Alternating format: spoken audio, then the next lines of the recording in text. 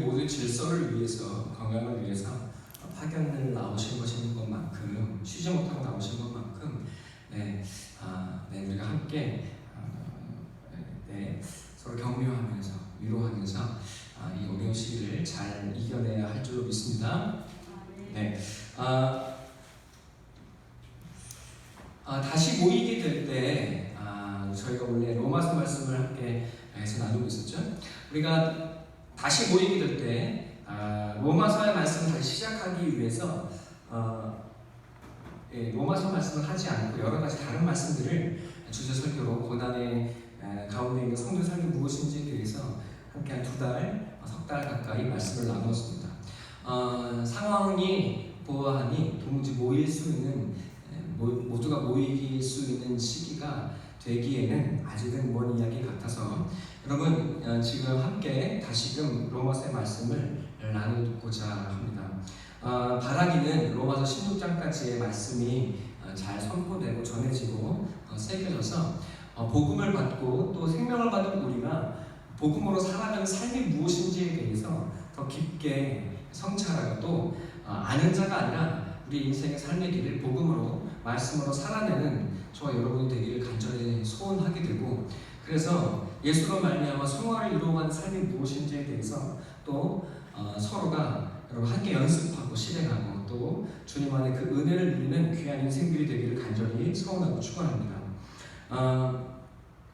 코로나의 재확산에서 많은 교회들 또 교회 개척교회 목사님들이 비난을 받고 비판을 받고 있습니다. 그래서 이제 요즘에 인터넷상에서 너무나 많은 사람들이 교회를 욕하고 또 비난하는 것을 보게 됩니다. 어떤 게시판에서 제가 글을 보았는데 어떤 한 분이 하나님을 믿을 수 없고 기독교인이 될 수 없는 이유에 대해서 수백 명, 수천 명의 말들의 그 위인들의 말을 다 기록해서 이렇게 수페이지에 걸쳐서 이렇게 적어놓은 글을 제가 보았습니다. 하나하나 좀 이렇게 유심히 보았습니다. 굉장한 시간이 오래 걸리더라고요. 그 안에는 유명한 철학자들, 과학자들, 정치가들의 이름과 그들이 한 말, 그리고 그들이 믿음을 갖지 아니하는 이유가 합리적으로 너무나 잘 설명되어 있었습니다. 그리고 그들은 인류의 천재들이었고 사회를 발전시켰다고 말하는 위인들이었습니다. 그가 하나님이 없는 이유를 찾는 이유가 그리고 그 노력이 굉장히 대단해 보였습니다. 여러분 사실 그런데 이것도 굉장히 귀한 일입니다. 하나님이 없고 하나님을 믿을 수 없는 이유를 찾는 이 수고, 여러분 사실은 이것은 하나님의 진리, 내 인생이 진짜 무엇인지 알고 싶어 하는 그리고 내 삶의 길을 찾고 싶어 하는 인간의 본질이고, 또한 이 사람은 진리를 찾고 있다는 말입니다. 그래서 하나님이 없다고 주장하는 이 사람의 노력을 하나님은 가상히 여기시고 하나님의 길로 인도하시리라고 저는 생각이 들었습니다. 여러분 그러나 동시에 이 사람이 이렇게 오랜 시간 하나님이 없는 이유, 자기가 하나님 믿지 않는 이유를 합리적으로 설명하고 있는 이 노력만큼이나 동일한 이유로 하나님이 있는 이유를 찾으려고 노력했다면 또다시 똑같은 이유로 그냥 하나님을 믿을 수밖에 없었을 것이라고 생각을 하게 되었습니다. 제가 좋아하는 사람 중에 C.S. 루이스라는 사람이 있습니다. 나니아 연대기라는 책을 썼고 그리고 이것이 최근에 영화로도 개봉된 적이 있습니다. 굉장히 유명한 영문학자에서 이 사람이 쓴 음론을 오늘날 우리나라의 대학교에서도 교재로 이용하고 있을 정도입니다. 여러분 그런데 사실 이 사람은 옥스포드의 영국인 교수로서 하나님이 없다고 생각했던 유명한 교수 중에 한 사람이었습니다. 여러분 그런데 어느 날부터 그는 하나님이 없다고 생각한 그 이유를 똑같은 논리를 가지고 하나님이 있다는 이유, 하나님이 있을 수밖에 없다는 결론에 이르게 됩니다. 그는 젊어서는 수많은 강연회를 다니고 토론을 통해서 하나님이 없다는 것을 증명하기 위해 노력했습니다. 그러나 그가 나이가 들기 시작했을 때, 그리고 그는 어느 순간 똑같은 이유로 이 하나님이 없다는 이유가 하나님이 없다는 이유로 충분하지 않다는 사실을 깨닫고 또 동시에 그 똑같은 이유 하나님을 찾기에 시작했습니다. 여러분, 그는 자기의 자서전에서 자신의 볼품없는 회개에 대해서 이야기합니다. 많은 사람은 바울처럼 하나님을 믿는 것은 큰 빛을 보고, 또 아니면 놀라운 예수의 부르심을 받고, 아니면 저항하고 거절할 수 없는 신묘망측한 어떤 이유들로 하나님을 인정할 수밖에 없는 그런 큰 사건을 그는 기대했는데, 사실 그의 회개는 그런 놀라운 것이 아니라 그 스스로 이야기하기를 너무 볼품이 없었다고 이야기합니다. 그냥 어느 날 밤에 쭈그리고 앉아서 그리고 무릎을 꿇고 기도합니다. 하나님, 제가 더 이상 도망가지 못하겠습니다. 내가 이제 하나님을, 당신을 나의 하나님으로 인정하고 모셔드리겠습니다. 하나님, 나의 볼품없는 이 회개를 받아달라. 그는 그저 눈물로 하나님 볼품없이 처량하게 기도합니다. 네, 그는 그렇게 그 밤에 어떠한 놀라운 기적도 없이 그저 진리를 따라서 하나님을 나의 주님으로 고백했을 뿐입니다. 그 이후로 C.S. 루이스는 평생을 하나님 편을 드는 인생을 살았습니다. 그는 수많은 작품들을 통해서 영국을 깨우는 사람이 되었고, 전쟁을 통해서, 여러분, 그의 기독교 강연을 통해서 수많은 사람들을 다시금 하나님께 되돌리는 놀라운 변증가가 되었습니다. 그 책이 우리가 알고 있는, 많은 분들이 알고 있는 순전한 기독교라는 책이죠. 네, 다시 본래 이야기로 돌아가겠습니다. 이 C.S. 루이스는 똑같은 이유로 하나님을 인정하기 시작합니다. 처음에 말했던 이 하나님이 없는 수백 사람들의 이야기를 들어서 자기를 옹호하고 있는 이 사람이 마지막으로 성경에 딱 한 구절을 인용했습니다. 그 사람이 하나님이 없을 수밖에 없는 이유, 그리고 하나님이 하나님일 수 없는 이유, 그가 성경의 말씀을 가지고 그것을 변증하고자 했는데, 그 말씀은 바로 열왕기하 2장의 말씀입니다.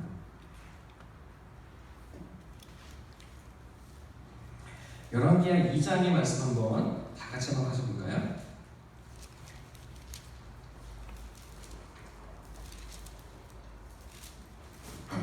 23절부터 25절까지 한번 다 같이 읽어보도록 하겠습니다. 다 같이 봉독하겠습니다. 여러분, 마스크를 내리시면 안 됩니다. 네, 함께 봉독하겠습니다. 시작. 엘리사가 거기서 베델로 올라가더니 그가 길에서 올라갈 때에 작은 아이들이 성읍에서 나와 그를 조롱하여 이르되 대머리여 올라가라, 대머리여 올라가라 하는지라. 엘리사가 뒤로 돌이켜 그들을 보고 여호와의 이름으로 저주하매 곧 숲풀에서 암곰 둘이 나와서 아이들 중에 42명을 찢었더라. 엘리사가 거기서부터 갈멜산으로 가고 거기서 사마리아로 돌아왔더라. 아멘. 여러분, 그 사람이 이 말씀을 가지고 하나님이 없고 혹은 있다 하여도 하나님일 수 없다고 논증한 이유가 좀 마음에 다가오십니까? 안 다가오십니까? 저는 이해가 됩니다.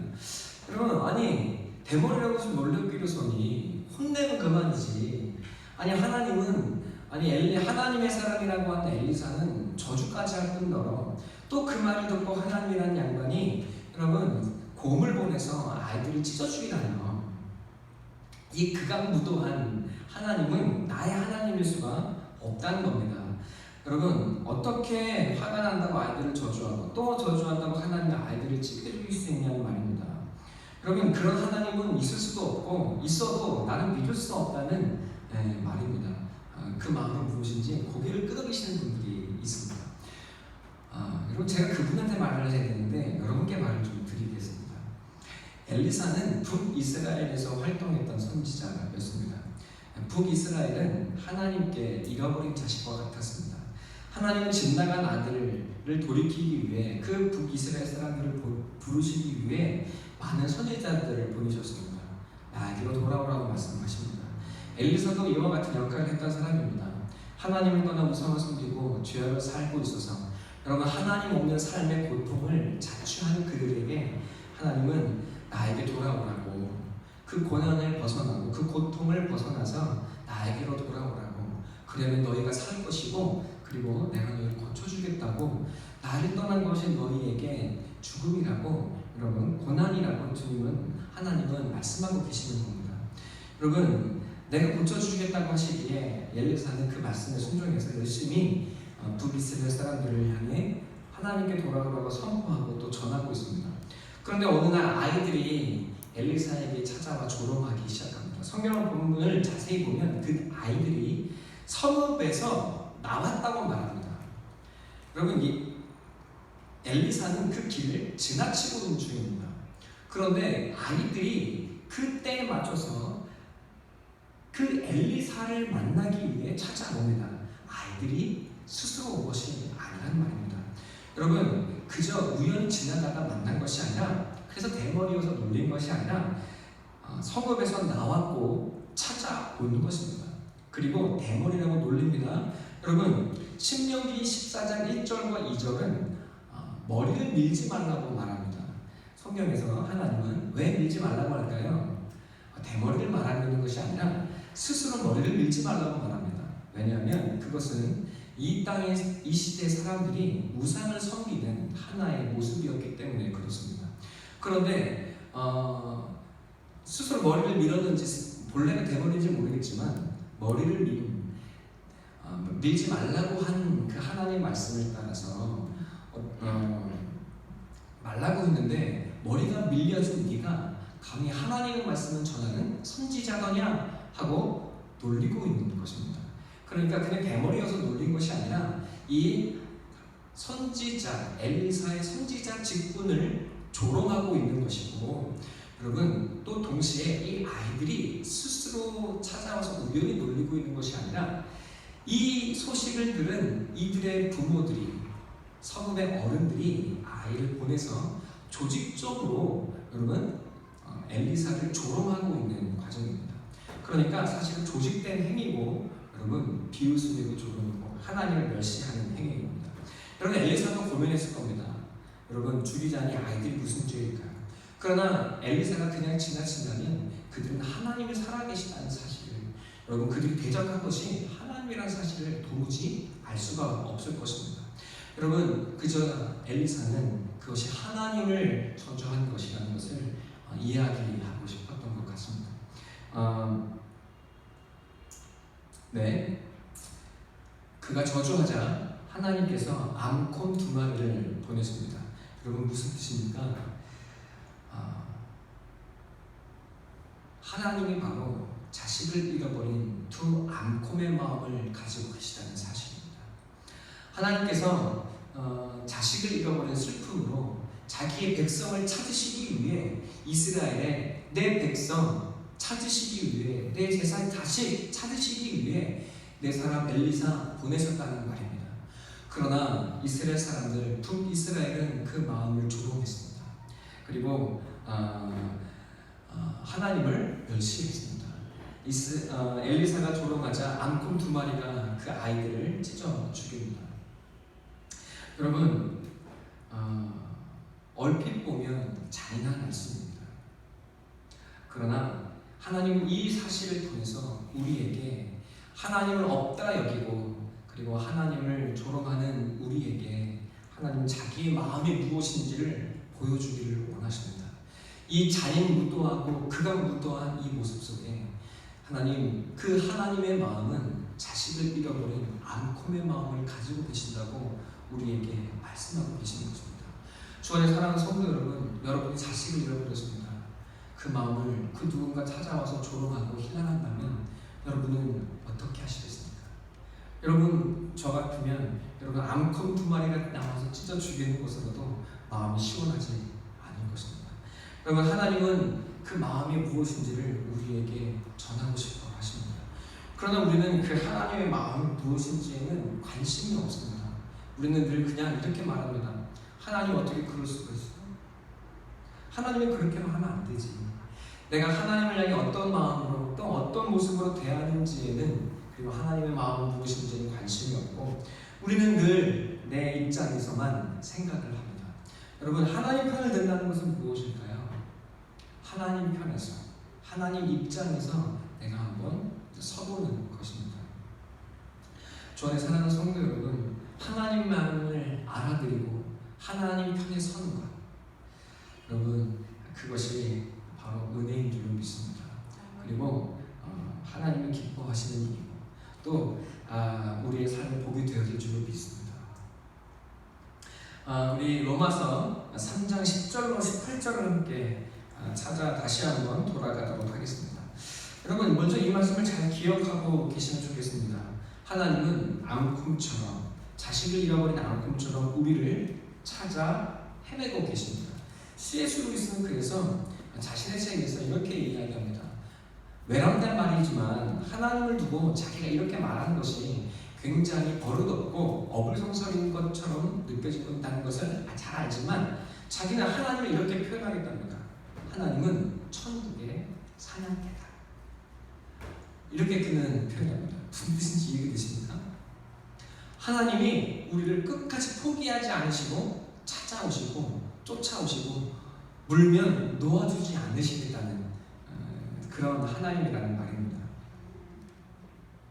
여러분 무슨 뜻이에요? 그가 결국 이렇게 이야기합니다. 옥스포드의 교수실에서 볼품없는 모습으로 그저 눈물로 무릎 꿇고 주님을 인정했던 그냥 그 루이스가 결국 그가 말하는 것은 하나님이 나를 찾아오시고 찾아내시고 나를 만나주셨다는 사실입니다. 여러분 이해가 되십니까? 내가 하나님을 찾은 것이 아니고 내가 하나님을 놓지 않을 것이 아니고 하나님이 나를 붙드시고 만나주시고 놓지 않으시다는 것입니다. 그가 마침내 평생을 하나님과의 씨름 가운데 진리를 알기 위해서 인생의 길을 알기 위해서 여러분 그가 씨름한 것은 결국 하나님이 있느냐 없느냐의 문제인데 여러분 하나님이 없다고 그는 그렇게 주장하고 알고 싶었지만 결국에 그가 하나님이 계시다고 인정할 수밖에 없었던 그 밤에 여러분 그가 결국 고백하는 것은 내가 고민하고 고민했더니 하나님이 내가 하나님을 알아낸다고 말하는 것이 아니라 하나님이 나를 놓지 않으셨다고 고백하게 되더라는 겁니다. 저의 사랑하는 성도 여러분, 이것이 우리가 고백하는 성도의 신비입니다. 또 은혜입니다. 오늘 로마서 3장 10절로 18절에 무엇이라고 이야기합니까?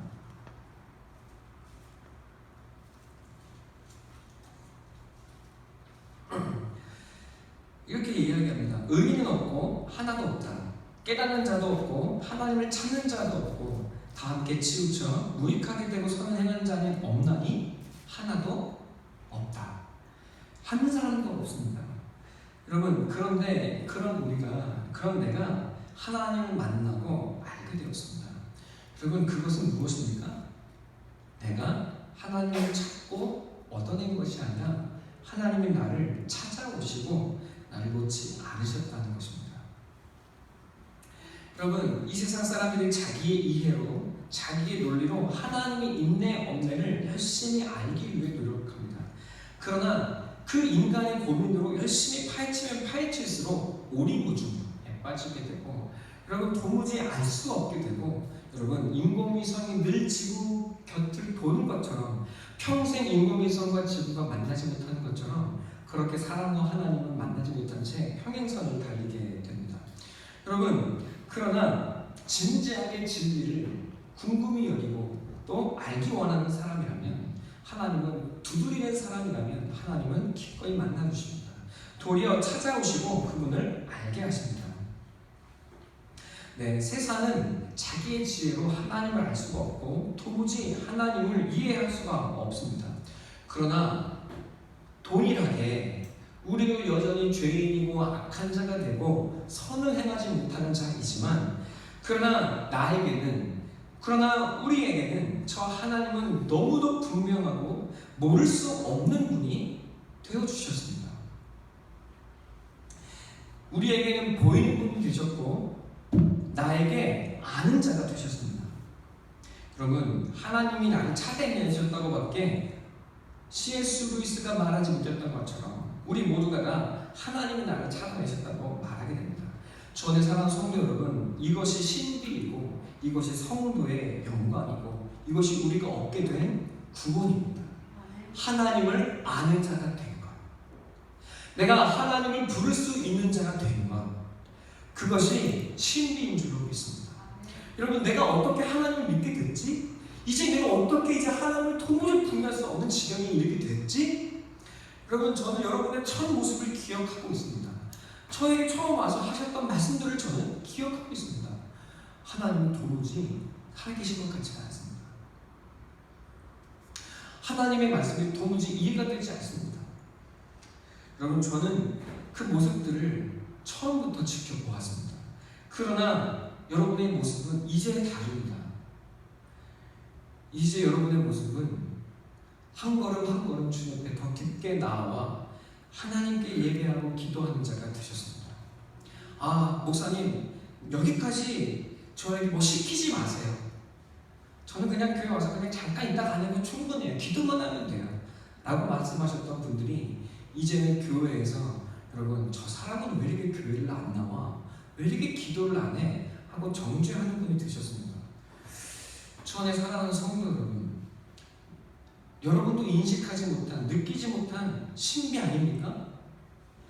세상에 가장 큰, 세상에 가장 어려운 것은 무엇입니까? 사람이 변하는 것입니다. 쇠신줄보다 센 게 무엇입니까? 여러분의 고집입니다. 우리의 고집입니다. 여러분, 도무지 꺾일래야 꺾이지 않고 변할래야 변해지지가 않습니다. 여러분, 그랬던 우리가 어느덧 하나님 곁에 하나님을 알고 하나님을 이해하고 하나님께 기도하는 자가 되어 있습니다. 여러분, 이것이 신비가 아니면 무엇이겠습니까? 내가 변한 것, 내가 하나님께 기도하고 하나님을 아는 자가 되어 있는 것. 그래서 여러분, 이 재미없고 여러분 이렇게 흥미없는 늘 똑같은 말하는 이 목사의 말을 오늘도 여전히 이 자리에 앉아서 듣고 계신 것이 아닙니까? 이것이 신비가 아니면 무엇입니까? 그 좋은 드라마 내려놓고 여러분, 그 좋은 세상 내려놓고 이 자리에 여러분, 그래도 예배 안 드리면 마음 한구석에 얹지 않고 불편한 마음, 여러분, 그런 사람으로 변화된 것이 하나님의 능력, 하나님의 붙드심이 아니면 무엇이겠습니까? 여러분, 세상이 알지 못하고 세상이 보지 못하는 그 하나님을 보고 아는 자로 우리는 부르심을 받았습니다. 그리고 이제 우리에게 하나님은 숙제를 한 가지 주셨습니다. 그것은 우리가 하나님의 모습을 닮아가는 사람이 되는 것입니다. 아직 로마서의 말씀은 이제 11장에 가서야 그 삶이 무엇인지를 말합니다. 그러나 지금은 아직 때가 아닙니다. 여러분, 우리가 그 하나님의 은혜와 그 하나님의 말씀으로 살아내는 성화의 삶을 살아내는 것이 무엇인지 함께 그 로마서의 말씀에 함께 이르게 되는 저 여러분 되기를 소원하고 축원합니다. 네, 그렇습니다. 하나님을 모르는 사람들이 살아가는 방법이 있습니다. 그것이 뭘까요? 네, 뭐뭐 해야지. 어떻게 그럴 수가 있어? 라는 말 항상 달고 살아갑니다. 여러분, 이 뭐뭐 해야지. 어떻게 그럴 수가 있어? 라는 말, 여러분, 이 말에는 두 가지의 사실을 전제하고 있습니다. 첫 번째가 무엇입니까? 첫 번째는 법이 있다는 사실이고 마땅히 그 법은 지켜져야 한다는 생각을 너와 내가 동시에 품고 있다는 말입니다. 이해가 되십니까? 네, 우리는 그것을 당이라고도 말하고 도덕이라고도 말하고 혹은 잣대라고도 말합니다. 성경은 그것을 율법이라고도 표현합니다.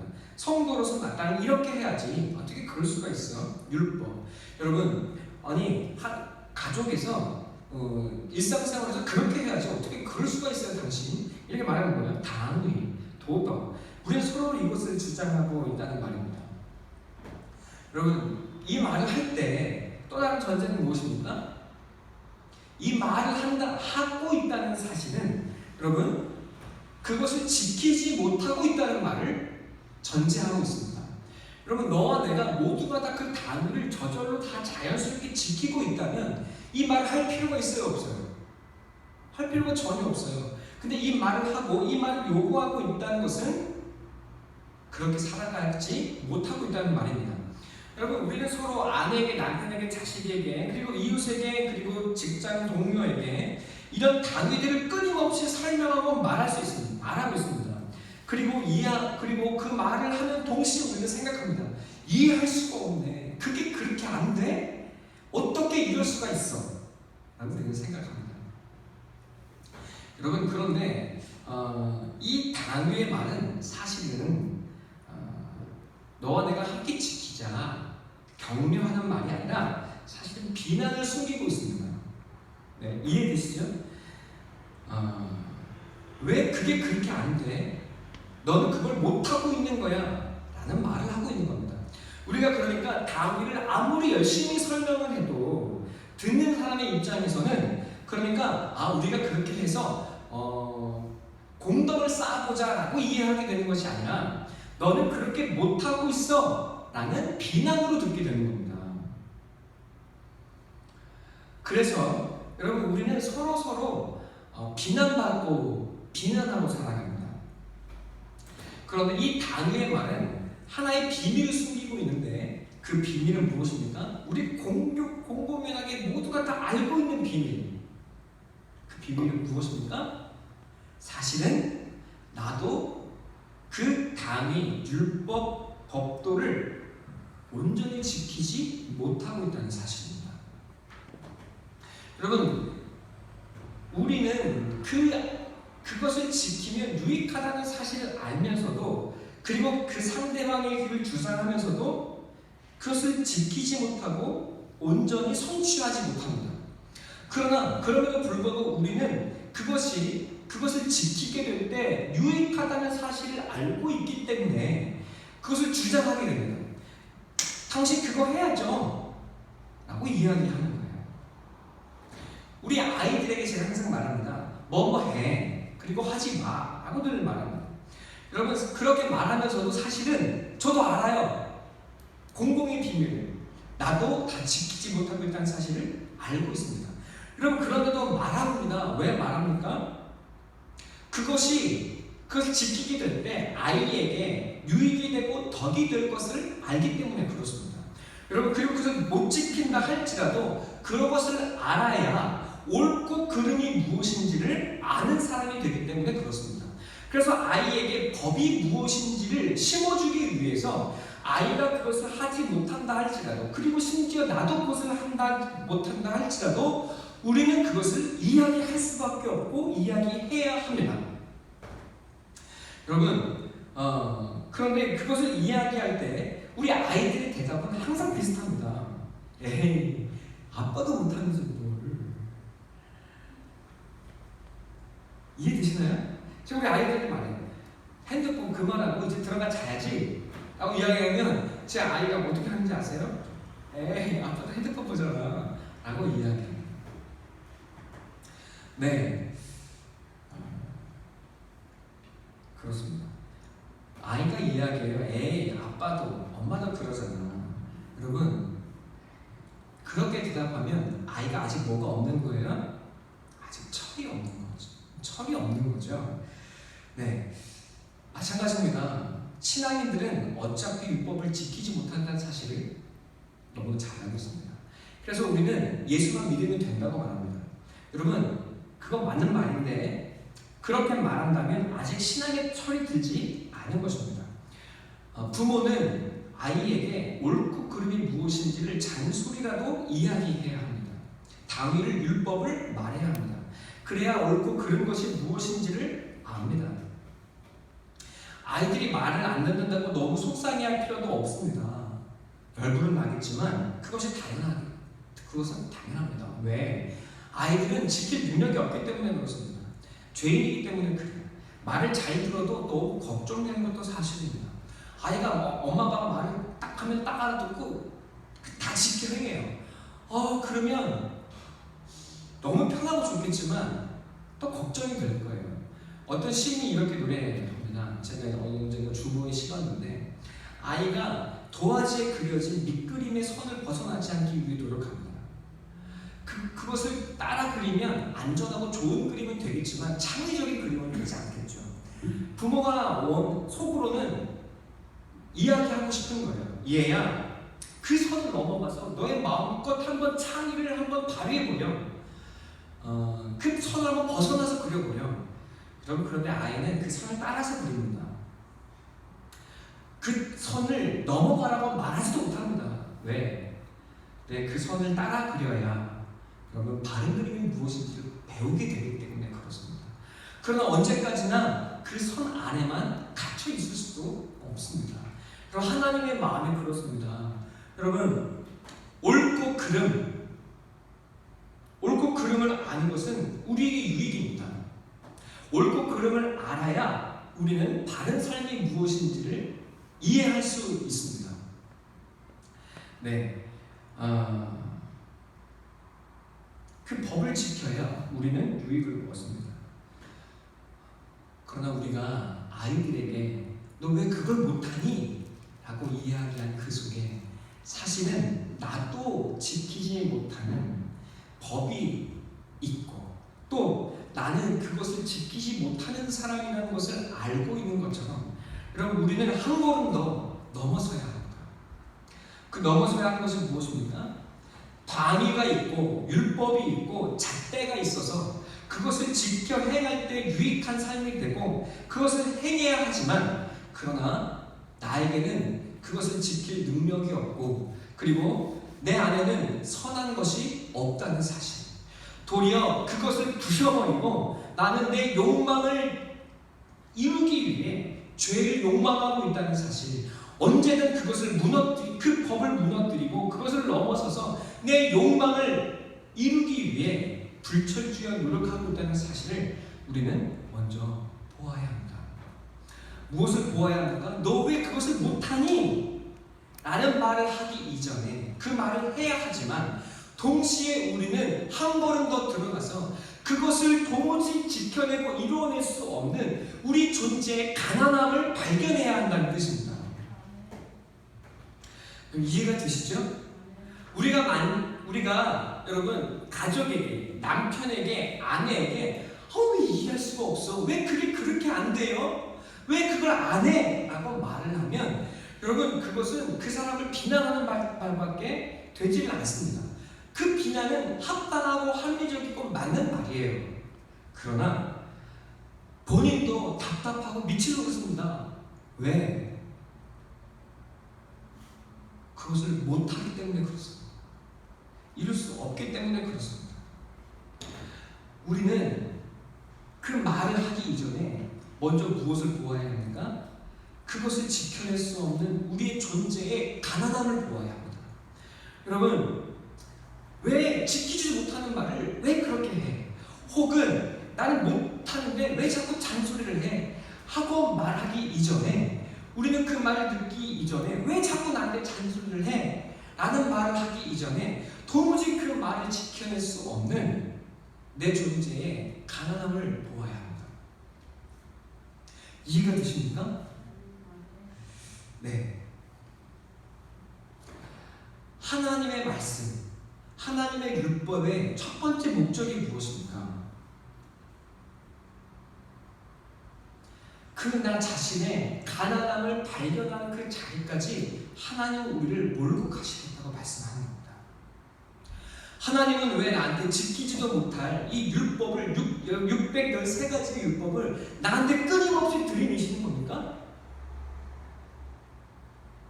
지키라고 말씀하는 것, 그것이 목적이 아니라 여러분 그 말씀을 도무지 지켜낼 수 없는 하나님 앞에서 내 존재의 가난함을 발견하라고 말씀하고 계시는 겁니다.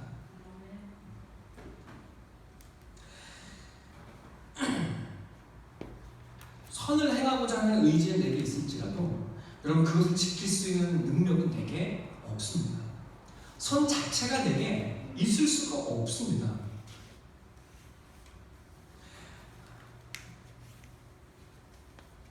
주 안에 사랑하는 성도 여러분, 신앙이 된다는 것은 무엇입니까? 그것은 바로 이 자신의 가난함을 발견하는 자리까지 낮아지는 낮아지는 것입니다. 하나님은 우리를 그 자리까지 몰아가십니다. 그리고 우리가 그 사실을 발견하게 하십니다. 자, 우리 19절, 20절 같이 읽어보겠습니다.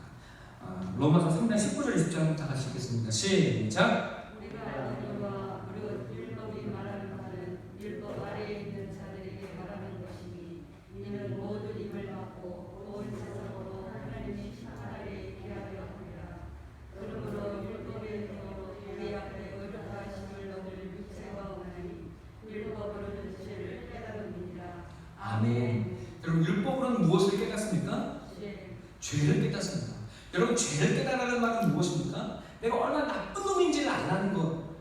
내 안에 있는 죄가, 내 안에 도사리고 있는 죄가 무엇인지 알라는 것. 그것을 넘어서서 내 존재가 얼마나 미천하고 가난한지를 아는 자가 되는 것입니다.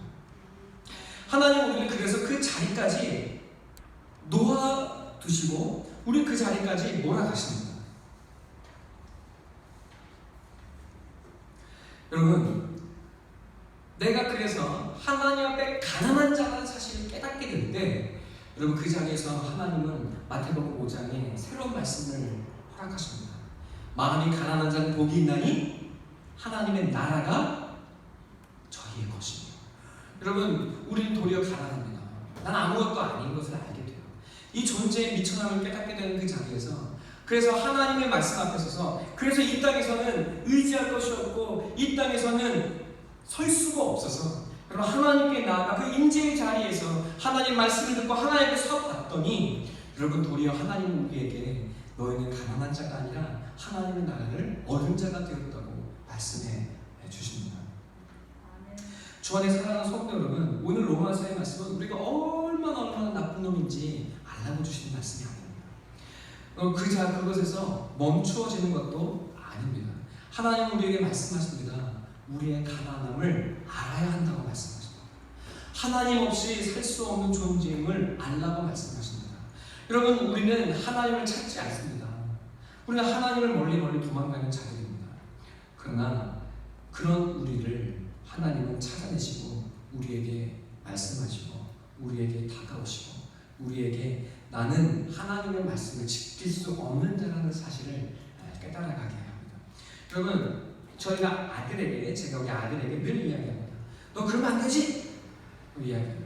그럼 우리 아빠 말은 좀 무서워서 듣는 척 합니다. 근데 제가 똑같은 얘기를 반복해요. 왜 할까요? 아니, 결국에는 변하지 않으니까. 어제는 제가 늘 이야기해요. 교회에 불 끌 때 발로 끄지 말라. 스위치를 잡고 발로 올려가지고 꺼요. 어제 또 발을 올려서 태권도 다닌다고 발이 이렇게 올라가면서 발을 탁 끄는 겁니다. 열이 그만 확 뻗쳤어요. 여러분, 근데 엄마가 말하면요, 여러분 듣는 척도 안 해요. 무섭지가 않으니까. 아빠 말은 무서워서 듣는 척합니다. 근데 사실 바뀐 것은 아무것도 없어요. 그리고 우리는 늘 이야기합니다. 무섭게, 말 좀 듣게 하라고 겁방을 치고. 안 바뀝니다. 사람은 그래서 바뀌는 존재가 아니에요. 네. 그런데도 우리는 포기하지 않고 말해야 합니다. 그리고 저는 아들에게 포기하자고 말합니다. 교회는 네 거 아니야. 하나님 거야. 그리고 공공시설이야. 아빠가 목사라고 네가 주인 거 아니야. 끝까지 이야기합니다. 네. 언젠가 알 날이 오겠죠? 이 아빠의 사랑을 깨닫고 아빠가 말하는 이 겁박의 말 속에 사실은 그 말을 듣고 지켜 행할 때 내가 유익하고 내게 덕이 되고 내가 온전하고 훌륭한 사람이 되어지는 것이기에 아빠가 이토록 무섭게 말하고 있다는 사실을 알 날이 언젠가 오겠죠? 근데 언제 올까요? 아빠가 무섭게 말하는 게 아니라 사실은 나를 키우기 위해서 자기 온 살을 바쳤어. 그것이 사람이었어 라고 알게 되는 그 순간이 와야 알겠죠? 아멘이십니까? 마찬가지입니다. 하나님은 우리에게 말씀을 끊임없이 이야기하십니다. 지켜요? 못 지켜요? 못 지킵니다. 여러분, 근데 언제 우리가 그것을 지켜내고 알아내고 그래서 그 말씀이 유익이 되고 그것을 살아내는 자가 언제 되어줍니까? 내가 죄를 짓지 말아야지 날마다 결심한다고 되어줍니까? 아닙니다.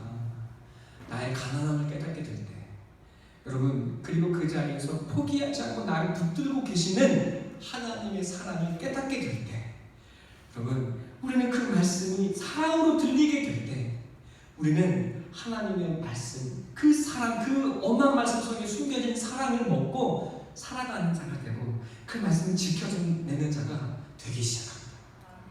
하나님은 그때까지 우리를 놓지 않고 포기하지 않고 계신 줄로 믿습니다. 주 안에 사랑하는 성도 여러분, 하나님이 우는 암통처럼 여러분을 찾고 계십니다. 하나님 어떻게 얘한테 이럴 수 있어? 하나님 어떻게 이럴 수가 있어? 라고 하는 이해되지 않는 하나님의 인생의 섭리 속에 여러분 암컷이 되셔서 우리를 울부짖고 찾으시는 하나님의 사랑이 숨겨져 있습니다. 그것이 깨달아지고 알게 되어질 때 여러분 우리는 비로소 드디어 여러분 하나님의 말씀을 지키는 자가 되고 더욱더 깊이 하나님을 알고 하나님을 사랑하는 자가 되어지기 시작합니다. 여러분 그 자리까지 가는 것, 그렇게 더 깊이 하나님의 사랑을 알아가는 삶을 살아가는 것, 그것이 성도의 부르심의 삶입니다. 여러분 나 예수 알고 하나님 믿고 기도하는 사람이야. 여러분 그 자리 그곳에서 멈추지 않게 되기를 간절히 소원하고 기도합니다. 여러분 포기하지 않고 날마다 사랑을 알아가는 삶이 되어지기를 간절히 소원하고 기도합니다. 이 시간 함께 기도하겠습니다. 하나님,